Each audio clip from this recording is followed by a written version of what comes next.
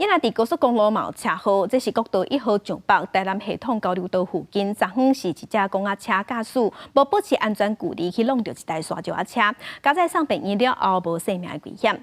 另外，伫国道3号上北南深路交流道有一台拖拉机去弄到头前的轿车，本来呢说变做5架车弄做伙，啊，毋过这较严重，有造成1个人死亡，7个人轻重伤。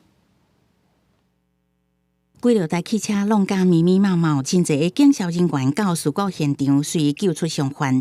国道这件车祸造成5台车连续对撞。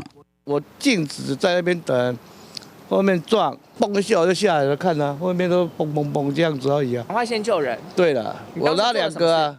高速公路发生严重事故是伫国三上北16.3公里的所在，挖近南深路交流道。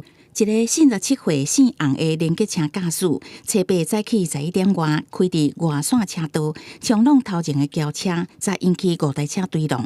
伊是讲，迄个时阵按算换车道，无注意到头前的车况。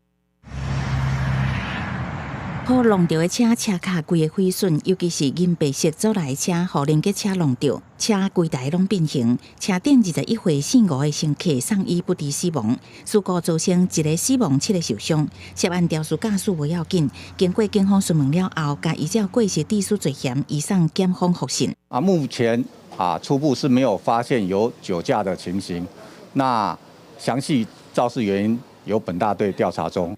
拖吊车到场，将大车拖走。国道1号上北台南系统交流道附近，车牌早起11点外嘛出现车祸事故。警消调查，44岁姓区的器官车驾驶，好亲像无保持安全距离，甲山石车相压。这个驾驶捌掉伫车内，送医了后无生命危险。好在的化学组是空桶，当时嘛无装冰气。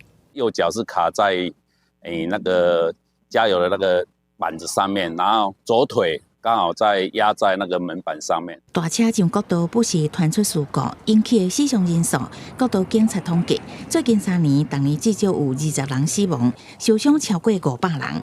英国指出，大车驾驶常常因为安全距离无抓得好，较会造成逼车。